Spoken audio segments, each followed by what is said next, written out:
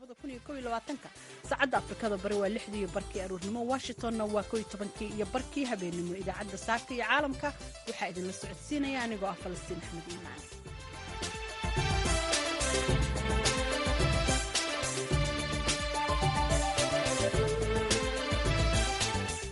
qodobada aad ku dhagaysan doontaan idaacaddeenna subaxnimona waxaa ka mida suuqa degmada Wajeer oo saaka dib u furmaya, wax soo saarka beeraha ee Wajaale oo kordhay. mashruucan banka Wajaale dalagyadu waqtiyo kala duwan bay soo go'aan. waxaa mashruuca bilowgiisii aan u kala qaybinay 3 qaybood. runtii saddexda gooboodba waxaa ka socota shaqooyin isku mid ah ka socda. 2 qaab baanu uga shaqaynaa. qaab waa qaab ulaha ahaa ama waxa weeye ama tibaha lagu tumaayay. qaabka labaad ee aanu isticmaalnaa waxa weeye qaabka mishiinada casriga aanu ku tumanayno. waxaa kaloo aad maqli doontaan Ethiopia oo xiraysa safaaradeedii dalka Masar sababo la sheegay in ay la xiriirto dhaqaale xumo soo wajahday dowladdaasi iyo dabcan qodobo kale. marka horese ku soo dhawaada warkii caalamka oo aan idin akhriyo.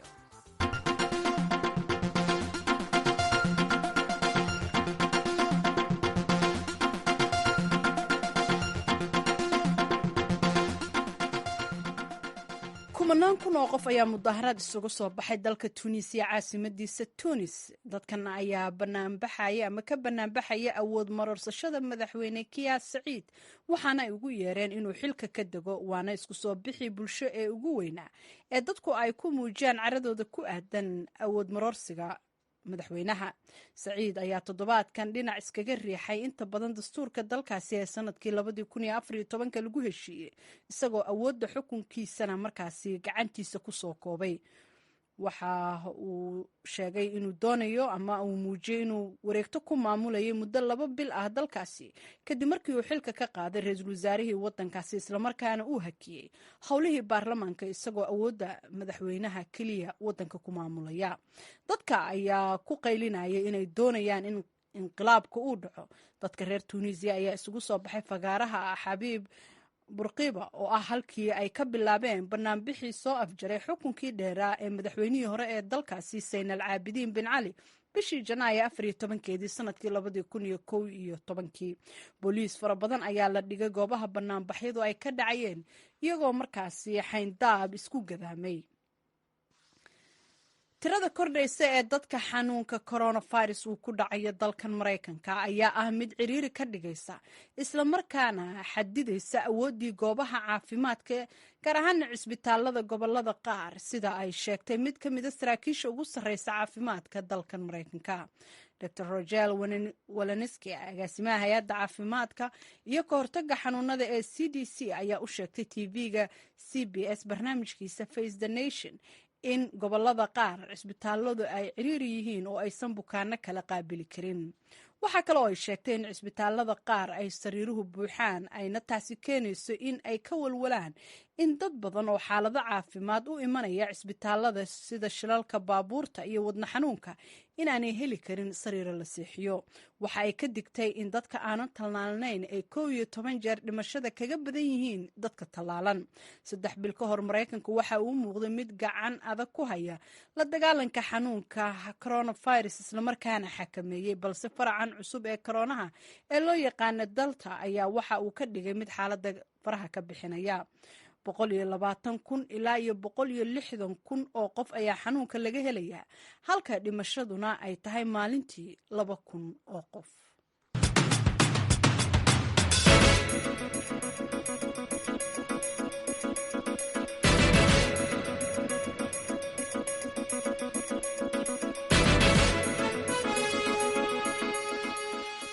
halkaad nagala socotaana waa VOA Washington. wax soo saarka dalaga beeraha ee banka Wajaale oo ku yaala duleedka magaalada xuduudka ah ee Wajaale ee galbeedka Somaliland ayaa sanadihii ugu dambeeyay si weyn u kobcayay. 4 sanadood ee ugu dambeysay oo ay yaraayeen abaaraha sida xiriirka ah u soo noqnoqon jiray gobolkaasi iyo waliba siyaasadda dardargelinta wax soo saarka beeraha ayaa keentay in banka Wajaale laga beero dalagyo aan hore uga bixi jirin, isla markaana raashin badan oo kayd markaasi noqon kara laga guray beeraha kala duwan ee halkaasi ku yaala. Sahre Cidli Nuur ayaa warbixintan ku eegaysa xilligan oo ay banka Wajaale ka socoto jarista dalagyo badan oo gaaray xilligii la soo goyn lahaa. mashruuca haatan hawshiisu socota ee beeraha tog wajaale oo soo bilowday dabayaaqadii bishii afraad ee sanadkii 2018 waxaa haatan ka socota hawsha gooynta dalagyada ka soo baxay qaarkood waxaana ka warbixinaya Mawliid Xasan oo ah agaasimaha mashruuca beeraha wajaale ee wasaaradda beeraha Somaliland. magacaygu waa Mawliid Xasan Cabdi waxaan ahay maarayaha mashruucan banka wajaale. runtii mashruucan wuxuu gundhig u yahay hiigsiga iyo himilada ay leedahay guud ahaan jamhuuriyadda Somaliland, gaar ahaana wasaaradda horumarinta beeruhu. mashruucan banka wajaale waxay wasaaradda horumarinta beeruhu ka hirgelisay dalagyo kala duwan bay ka hirgelisay. dalagyadu isku waqti ma soo go'aan, waqtiyo kala duwan bay soo go'aan. waxaa mashruuca bilowgiisii aan u kala qaybinay 3 qaybood. runtii saddexda gooboodba waxaa ka socota shaqooyin isku mid ah ka socda. laba qaab baanu uga shaqaynaa. qaab waa qaabka traditionalka ee dhaqankeena ee ulaha ahaa ama tibaha lagu tumayey ragga faraha badan leh ay tumayeen. qaabka labaad ee aanu isticmaalnaa waxa weeye qaabka mishiinada casriga aanu ku tumanayno oo runtii waxa weeye iyagu waqti fara badan aan qaadanayn, shaqaale fara badanna aan qaadanayn. ciidamada kala duwan ee Somaliland ayaa qaybo kala gaargaara laga siiyey mashruuca beeraha wajaale waxaana ciidan kastaa beertaa qayb u gaara iyaga. taliyaha ciidamada ilaalada madaxtooyada Somaliland Muuse Cilmi Faarax oo dhawaan booqday beerta ay ku leeyihiin wajaale ayaa ka hadlay faa'iidada ay beerta ciidankiisu ku tabceen u leedahay. beerta aad bay ballaaran tahay beerta wajaale oo la beeray oo si fiican loo beeray oo xil weyn la iska saaray si dadweynaheenu ugu daydaan ciidanka madaxtooyada inuu qof walba wax beerto sidoo nolosheena aynu uga raysano waxa dibadda laga keenayo. marka ciidamadana way anfacaysaa, dadweynuhuna way nagu dayanayaan, dadkeena oo dhan waxba wada beeran doonaa marka u dambaysa. taliya Muuse Cilmi waxa uu intaasi ku daray in wax soo saarka beertan ay qayb ahaan kaydiyaan si loo isticmaalo xilliga jiilaalka. 7 kiiloomitir oo hadhuura 7 kiiloomitir oo galley ah hadhuurta kayd noqonaya annagoon uga baahnayn ciidamada dalka difaacayanahay. haddana waxaanu ka faa'iidaysanay barwaaqada 4 sano ilaahayna siiyey iyo nabadgelyada. dabeedna waxaanu beeray ciidan walba meeshiisu beertaa. annagoo haddaan madaxtooyadnahay waxaanu beeranay 14 kiiloomitir oo raashinkaasoo kii dadka iyo kii xoolaaba kaydna noo noqonayaanaan annagu uga baahnayn.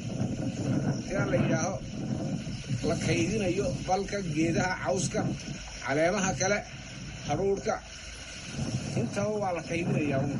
waayo waxa weeyaan khayr waxba kuma yeela shar u tookay baa layidhi. dadweynaha ku dhaqan deegaanka oo ay abaarihii hore dalka u soo maray ay xoolihoodii ka qaadeen islamarkaana aan haysan xirfado amaba dhaqaalo kale oo ay ku shaqaystaan ayaa iyaguna qaar ka midihii ay shaqo abuur ka heleen intii u socday mashruuca haatan ee beeraha wajaale. annaga oo ka kooban 230 ruux oo wasaaradda horumarinta beeraha ee Somaliland ay horumar noo samaysay waxqabadkaasoo dadka iyagaas aanan hayn hadda ka hor wax shaqo camala ay shaqo abuur noo samaysay. shaqo abuurka waxaa ka mid a kol hadhuurhka waanu haramaynay, marna waanu goynay, markii saddexaad mar madaxaan jaraynay, marna waxaan goynaynay caleenta. markaa shaqo abuurka 230 aan nahay caruuri baa ku reeyey oo waan ku noolaanay. dadka iyagaasi ka ugu yari wuxuu lahaa 3 ciyaal dhalay. inkastoo sida ay dadka deegaanku VOAda u sheegeen uu mashruucan banka wajaale muddo aad u dheer jiray islamarkaana wax soo saarkiisu ahaan jiray mid aad u muuqda, hase ahaatee muddo dheer ayay goobta beerahani ka qodan yihiin ahaan jirtay gelgelin aan geed iyo gasiintoona ka bixin. balse haatan waa goob howlo badani ka socdaan, raashin dadka iyo xooluhuba quutaana ka soo baxo.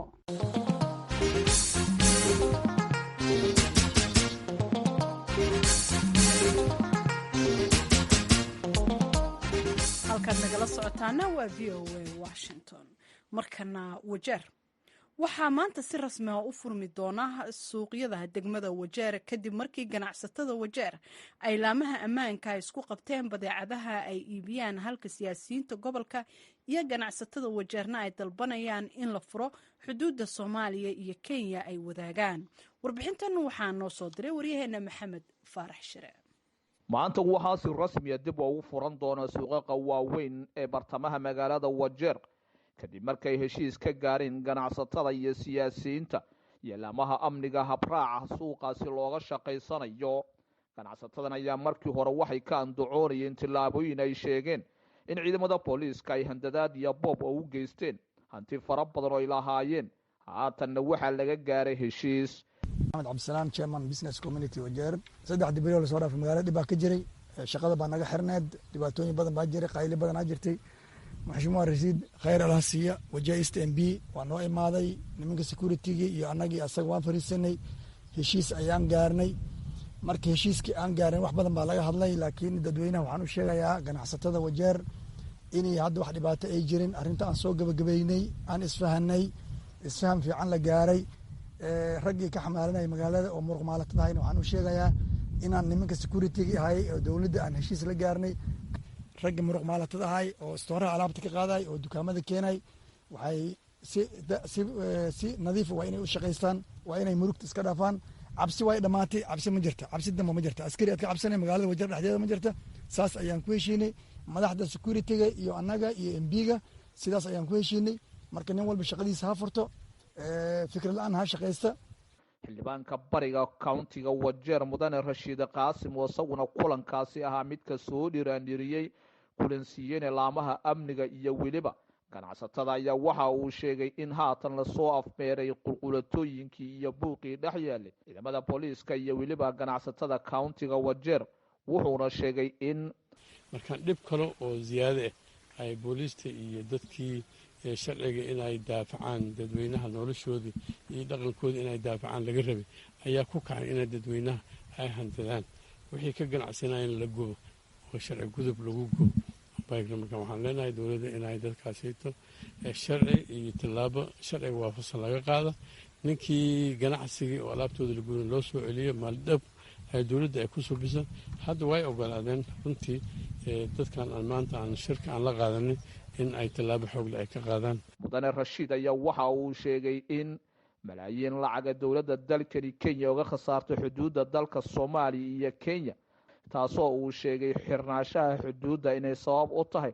wuxuuna madaxweynaha dalkani Kenya ka codsaday in albaabada loo furo xuduudda Kenya iyo Soomaaliya u dhaxayso. xuduudkan anaka aad baan dhibaato ugu qabnaa.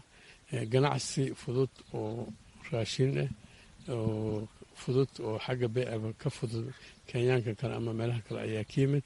sokor baa ka imaada, subag baa ka imaada, waxaa ka imaada caano baa ka imaada, baastada ayaa ka imaada, hataa maryaha naftigooda oo la xirina ayaa ka imaada dad aada u fudud. markaan xuduudkan xiran oo aanna ku xiranahay noloshayna aan ku xiranahay aad baa inoo dhibaysa. markaan waxaan weydiinayaa Uhuru Kenyatta inuu xuduud ku furo. Mudane Rashiid Qaasim ayaa ganacsatada sidoo kale waxa uu ka codsaday in ay ka fiidhoonaadaan ka beecsiga waxyaalaha xaaraamta ah iyo weliba gaar ahaan waxa uu ku sheegay maandooriyaasha oo uu sheegay in maandooriya fara badan dalka Soomaaliya iyo qaybo ka tirsan gudaha dalkani Kenya countiga Wajeer ay ugu soo qulqulayaan taasoo ay sababsan karaan laamaha amniga inay baadigoobayaan kadibna suurtagalnimada dhibaatooyin ay u geysan karaan ganacsatada countigaasi Wajeer. dadweynahan waxaan leeyahay magaalada naftinkeedii amnigeeda waa xumaaday. waxaa jira muqaadaraad badan oo dhalinyarada saameeya ayaa iska jira. muqaadaraadkaasna waxay ka imaadeen magaalooyinka iyo wadanka ama jiiraanka ay ka imaadeen ama kenyaanka kale ay ka imaadeen. waxaan leenahay halla ayaka naftigooda sharcigaas ha ka taliyaan. tani ayaa waxay imaanaysaa iyadoo countiga Wajeer culays dhanka dhaqaalaha guud ahaan uu soo food saaray in ka badan 7 bilyan oo lacagta dalkani Kenya oo ganacsato kala duwan oo countigaasi Wajeer dowladda countiga Wajeer ay ku lahaayeen gacanta laga gelin lahaana maxkamad koox ay ku oraday joojisayna in dadkaasi la siiyo. haatan gaajo iyo macaluul fara badan suurtagalnimada ay ku dhufan karto kumanaan ku dhaqan countigaasi Wajeer iyadoo madaxweynaha dalkani Kenya Uhuru Muigai Kenyatta uu ku dhawaaqay in gobolada waqooyiga dalkani Kenya macaluul ay ka jirto. Maxamed Farax Shire, VOA, Garissa.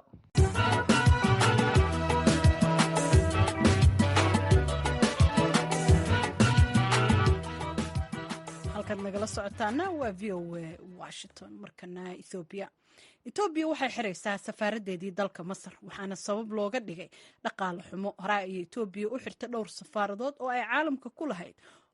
haddaba warbixinta waxaa magaalada Qaahiro nooga soo diray waryaheena Xuseen Saxnuune.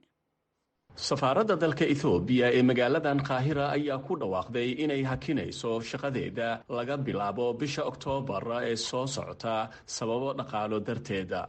danjiraha dalka ethoobiya ee u fadhiya dalkani masar marcos takale ayaa ku sheegay war-saxaafadeed uu soo saaray in muddada hakinta shaqada safaaradda ay sii soconayso muddo 3 bilood ilaa iyo 6 bilood ama ka badan.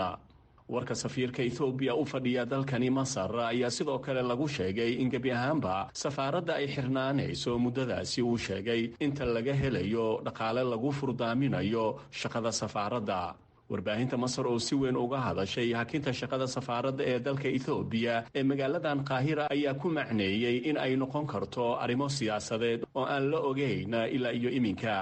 arrimahan ayaa kusoo beegmaya xili xiisada biyo-xireenka ethoobiya ee u dhexeeya dalalka masar, ethoobiya iyo suudaan ay ku soo kordheen isbedelo cusub kadib bayaankii golaha ammaanka ee qaramada midoobay ee lagu sheegay 3 dal in ay dib ugu laabtaan miiska wadahadalka.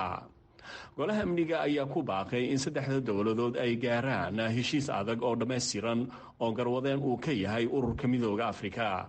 wasiirka arrimaha dibadda ee dalka masar saamix shugri oo ka hadlay arrintaasi ayaa sheegay in baaqa golaha amniga ee qaramada midoobay uu xoojinayo sii wadida waanwaanta lagu doonayo xal u helidda xiisadda biyaha webiga naila. dowladda ethoobiya ayaa si weyn uga cagajiidaysa in heshiis qaanuuni ah laga gaaro xiisadda biyo-xireenkeeda iyadoo u aragta mid arrimaheeda gudaha ah, halka dowladaha masar iyo suudaan ay ku adkaysanayaan in heshiis rasmi ah laga gaaro xiisadda ka hor inta uusan howlgelin biyo-xireenka ethoobiya. xukuumadda addis ababa ayaa horay u sheegtay in biyo-xireenkeeda uu yahay mid horumarineed oo koronto ay ka dhalinayso, halka xukuumadaha qaahira iyo khartuum ay u arkaan mid halis ku ah saamiga ay ka helaan qulqulka biyaha webiga naila oo inta badan dadkooda ay ku tiirsan yihiin. xuseen saxnuuni, v o a, qaahira. dalka jarmalka shalay oo axad ahayd waxaa ka dhacday doorasho baarlamaani ah, waxaana la filayaa in doorashadan xisbiga ku guuleystaahi uu soo magacaabo hogaamiyaha xiga ee bedeli doona Angela Merkel. doorashadan u dambeysay waxaa dadka u tartamaya ka mida gabar Soomaaliya oo lagu magacaabo Nuuxa Shariif Cali. haddaba Axmed Cabdulaahi oo loo yaqaano Axmed Kadiye oo arrimaha bulshada ka faalooda isla markaana wax ka barta magaalada Kassel ee bartamaha dalka Jarmalka ayaan weydiiyey waxa ay muujinayaan natiijooyinka hordhaca ah ee doorashada ilaa iyo hadda. doorashadu waxay ahayd doorasho aad u adag runtii, oo waxba natiijada xataa midaan hordhac ah ay soo baxday waa mid xisbiyada ay aada isku saaran yihiin, labada xisbiya ee ugu sareysa hadda 16 sano kadib oo ay Merkel dalkan maamuleysay ayaa hadda waxaa lagu tartamayaa qofkii ayaga bedeli lahaa. hadda sida muuqato xisbiga SPD ayaa ugu horeeya, laakiin wax aan aada u badnayn oo 100% amaba 200% ayuu ku badan yahay. xisbiga kusoo xigo laga yaaba sida inuu 100% xataa uga sii sarmay dagaal dambe waxa waaye xisbiga Merkel intiiskeeda ay ka tirsaneyd CDU iyo kan daxwadaaga la ah ee CSU. doorashada inta badan doorashooyinka Yurub iyo meel kale oo caalamkaaba dadka Soomaalida ee deegaanadaas ku dhaqan qayb bay ka ahaayeen. yaa Soomaaliya oo tartankan ka qayb galaya? doorashadan caadiyan 49 xisbi ayaa ku tartamaysay, 6,000 iyo wax la jiro xildhibaan, musharax xildhibaan ayaa jirtay. dadkaasi musharaxiinta ah waxaa ku jirta gabar Soomaali ah oo Nuuxa Shariif Cali laho oo gobolka Hessen magaalada Fulda degan, kana sharaxneyd xisbiga bidixda dilinka ayay ka sharaxneyd. marka halkaa gabadha Soomaaliya ku jirtay haddii la dhaho dadkii sharaxnaa, laakiin Soomaalida qaab kalena way uga qayb qaateen oo dhanka codeynta ah. marka gabadhaas hadda aad sheegtay tartamaysay, waa sidee rajadeeda? xisbigaasi u tartamaysay? xisbiga wuxuu u tartamaysay bidixda dilinka. xisbiga bidixana hadda doorashadan wuxuu ku jiraa waaba xisbiga labaad khasaare weyn ay soo gaartay xaqiiqatan. ayadana gobolka Hessen waxay ku jirtaa Landlist waxa la dhaho, waa musharaxa lixaad ee gobolkan hadda aan anaga deganahay Hessen xisbigaas soo qorteen. marka natiijada caadiyan tii ugu dambeysay ilaa hadda lama hayo, laakiin xisbiga natiijo uu ku farxa maysan soo bixin tan hadda hordhaca markii la eego. marka goormaa la filayaa in natiijada doorashada oo dhammaystiran la helo? caadiyan beri oo hadda maanta oo isniin ah natiijada soo baxeyso waa natiijo ayada naftirkeeda hordhac ah ilaa iyo talaadada waxaa la ogaanayaa deegaamo qaar ayaa natiijadeedii ugu dambeysa soo dhexeysa. gadaal dambe marka natiijada waxaa lagu dhawaaqa 15 bisha 10aad markii la maraayo ee guddiga doorashada waxay iclaaminayaan maalinta ugu dambeysa ee natiijada ugu dambeysa xildhibaanada soo baxay iyo sidii caadi loo kala helay markaasay sii iclaaminayaan kadib ay sii sheegaan. laakiin natiijada xataa saadaasha ah iyo midda hadda la tirinayo oo tirinta ah iyo midda gadaal ka socoto wax weyn kuma kala duwanaan doonaan runtii. marka xisbiyada hadda marka la fiiriyo kale xisbiga Angela Merkel oo muddo dalkaasi soo xukumaysay dhaqaalahana la sheegay inay wax weyn ka tartay, sidee dadka Jarmalku ay u arkaan rajo intee leeg ayuu ka leeyahay xisbigaasi inuu marka la soo laabto oo awoodda uu ku soo laabto? xisbiga Angela Merkel wuxuu dalkan soo maamulaya inta hadda Merkel ay haysay ugu dambeysay 16 sano isku xigtay. kaasi waxa uu ahaa Axmed Cabdulaahi oo loo yaqaana Axmed Kadiye oo arrimaha bulshada u dhaqdhaqaaqa waxna ka barta magaalada Kassel ee bartamaha dalka Jarmalka. qadka telefoonka ayuu iigu waramayay. kumanaan kun oo qof oo reer Scotland ah ayaa sameeyay dibadbax ay ku muujinayaan in ay doonayaan inay ka baxaan boqortooyada Britain. dhinaca kalena wasiirada koobaad ee mandaqada Scotland oo la hadashay warbaahinta ayaa sheegtay in ay wax badani isbedeleen. haddaba wariyaha VOA ee London Cabdixaafid Cawil Ismaaciil ayaa Maxamed Ibrahim Hereere oo degan magaalada Glasgow kana faallooda arrimaha Britain wuxuu ka wareystay xilligan waxa keenay dibadbaxyada iyo halka uu marayo xiriirka Edinburgh iyo London. waxaana marka hore uu weydiiyey waxa hadda riixaya dibadbaxyadan iyo dhawaaqa baryahan dambe soo cusboonaaday ee Scotland. walaalo waad mahadsan tahay. waxaa jiray dhowaan aduu 2 usbuuc ka hor waxaa soo dhammaaday oo la qabtay shirkii sanadlaha ahaa ee xisbiga talada haya ee Scotland, xisbigaas SNP. xisbigaasoo 2 usbuuc ka hor markuu soo dhammaaday ayaa shirweynuhu markuu socday ay gabadha wasiirka koowaad ee Scotland Nicola Sturgeon ay mar labaad ugu baaqday dowladda dhexe in ay u ogolaatay Scotland inay qabtaan afti. Scotland ay hesho firaaqo dadka lagu weydiiyey inay xorriyad diyaar u yihiin. banaanbaxyadan iyo isu soo baxyadana waxay la xidhiidhaan taageero lagu muujinayo baaqa wasiirka koowaad. waa tahay afti labaad waynu u soo noqon doonaa, laakiin saynu ka warqabno sanadkii 2016 boqolkiiba 62 ayaa dadka reer Scotland ay u codeeyeen in Britain ay kasii mid noqoto midowda Yurub, laakiin waa tii ka baxday. markaas arrintaasi saameyn ma ku leedahay is leedahay ololahan iminka madax banaanida ee Scotland ee soo noqday? walaal ololaha 2 siyaaboodba saameyn way ugu leedahay. arrinta xiisaha leh waxa weeyaan in labada dhinac ee isku haya dooda madax banaanida ama gooniisataaga Scotland labaduba waxa ay soo xigtaan ka bixitaan ay Britain ka baxday Europe, iyadoo dowladda SNP-ga xisbiga halkan talada haya iyo hogaankoodu ay sheegaan in loo baahan yahay in Scotland ay hesho dowlad dadkoodu ay doortaan oo 5 milyan ee Scottishka ah markasta hogaanka ay u go'aamiyaan 55 milyan ee Ingiriiska ah. marka rabitaankii dadyowga Scotland oo kale aan laga hoos qaadin oo halka 162 ay u footeeyeen in Europe loo sii joogo, haddana la raacay tiradii badnayd ee England ee u codeysay bixitaanka. taa beddelkeedu waxa uu yahay dadka iyaguna raba in Britain ama United Kingdom ay waddan kaliya ta sii ahaato Scotland aanay goyn ayaa iyaguna waxay soo xigtaan Brexit oo waxay yidhaahdaan 50 sannadood oo kaliya ta midow aynu ku jirnay oo dhaqaale iyo siyaasadeed ayaa dhibaatada la arkaya ay naga haysata sidii looga bixi lahaa. ka warrama bay yidhaahdeen haddii hadhow tolo ay timaado Scotland oo madax bannaan oo 400 oo sannadood meel boqortooyadu ay wadaag ahayd, midow siyaasadeedna 300 oo sannadood uu jiray, dadkuna ay isku mid yihiin oo la isdhex galay oo intaan la wada noolaa, sidee loo kala baxaya? marka labaduba Brexit ayay tusaale u qaataan joogitaan iyo bixitaan iyo madax bannaaniba. waa tahay waxa kale aynu ognahay maxamed in awoodaha ay la hadhay dowladda dhexe ee Britain ay ka mid tahay qodobkii 30aad oo ay u diiday inay Scotland ku celiso, kaasoo u saamixi lahaa inay afti kala sameeyaan. haddii dowladda Britain sida Johnson uu sheegayna aanu qodobkaasi celinaynin, dariiqa kale ay raaci karaan markaa maxay tahay qolyahan doonaya gooniistaagu? jawaabta gaabani waxa weeyaan dariiqo hagaagsan oo kaloo u furani ma jirto. xisbiga conservative-ka ah hogaankoodu marbay khamaareen oy midnimada waddanka ku khamaareen 2014 bishii Sebtembar. Waqtigaana waa tii dadku ay 50% ugu codeeyeen inaanay Scotland go'in. laakiinse haddii dowladda dhexe ay diiddo inay awoodda qodobka 30aad kusoo wareejiso maamulka Scotland, Scotland meel kaloo ay marto ma jirto. dadka qaar baa leh waxaa samaysaan sidii gobolka Catalonia Spain ka dhacday oo kale.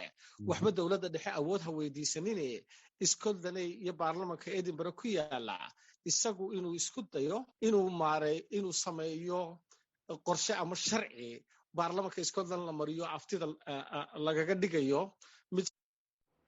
kaas waxa uu ahaa maxamed ibraahim hereri oo ka faallooda arrimaha Britain. wuxuu u warramayay waryaheena cabdixaafid cawil ismaaciil. 2021 saacadda afrikada bari waa 6:00 aroornimo, washingtonna waa 11:00 habeenimo. idaacadda saaka iyo caalamka waxaa idinla socodsiinaya anigoo ah Falastiin Axmed Iimaan.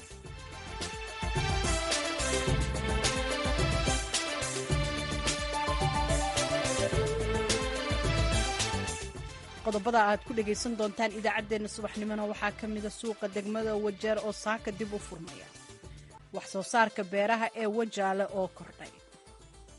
mashruucan banka Wajaale dalagyadu waqtiyo kala duwan bay soo go'aan. waxaa mashruuca bilowgiisii aan u kala qaybinay 3 qaybood. runtii saddexda gooboodba waxaa ka socota shaqooyin isku mid ah ka socda. 2 qaab baan